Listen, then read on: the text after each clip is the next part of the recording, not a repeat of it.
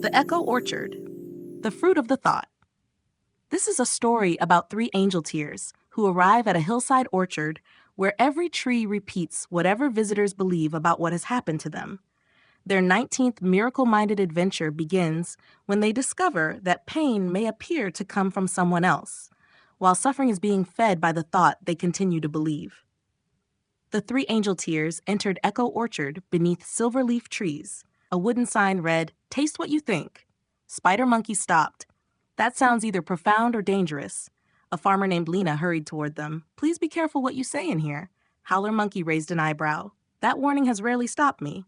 Lena handed Spider an apple. He took one bite. "Sour!" A nearby tree rustled. "Sour! Sour! Sour!" Spider stared at it. "The tree agrees," Lena sighed. "The orchard echoes whatever thought is being fed to it."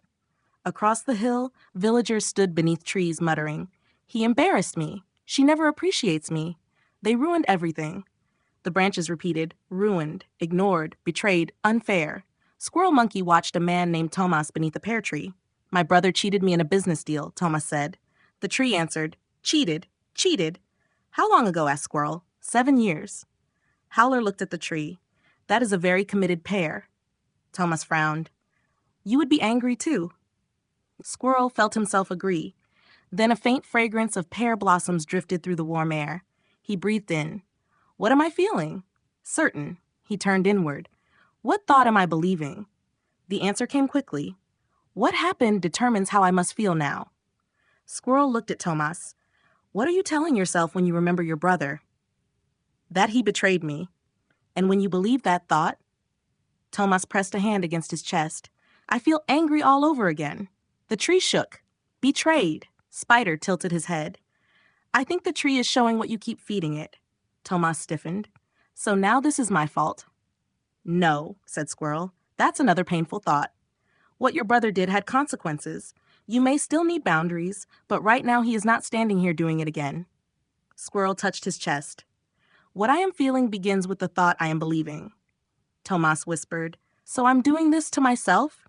Howler shook his head. "Not as a reason to blame yourself, as a place where choice becomes possible." The pear tree stopped shaking. Squirrel asked, "Would you be willing to look at the thought instead of only at your brother?" Thomas closed his eyes. "He betrayed me." The tree rustled. Then Thomas tried again. "He made a choice I hated." The leaves softened, and I decided that meant I was foolish, unsafe, and unworthy of trust. For the first time, the tree was silent. Thomas opened his eyes. "That part was mine." Squirrel nodded. "And because it is in your mind, it can be looked at there." Nearby villagers began listening, the orchard filled with pauses. Not denial, simply separating what happened from the meaning the mind had added. Lena picked an apple from a tree that had been bitter all morning. She tasted it. "Sweet," Howler grinned. "So this place is less an orchard and more a thought salad." Spider groaned. "That metaphor should be composted." Thomas asked, "What should I think instead?"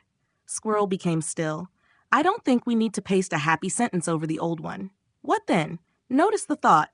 Feel what happens when you believe it. Then become willing to let another way of seeing be shown." Thomas breathed. No perfect replacement arrived, but his face softened. At sunset, the Angelteers walked toward the gate. Squirrel realized the lesson was not that unpleasant feelings should be pushed away. Feelings could reveal what the mind was holding. What am I feeling? What thought am I believing? Those questions did not condemn the mind. They returned the power to choose. Howler took one last apple. "This will be delicious." He bit into it. His face twisted. Spider laughed. "Optimism is not a substitute for ripeness." Howler tossed the apple into the compost. Some things could simply be sour. They did not have to become a story about who he was. The three Angelteers continued down the road. Miracle-minded remembrance. What I am feeling begins with the thought I am believing.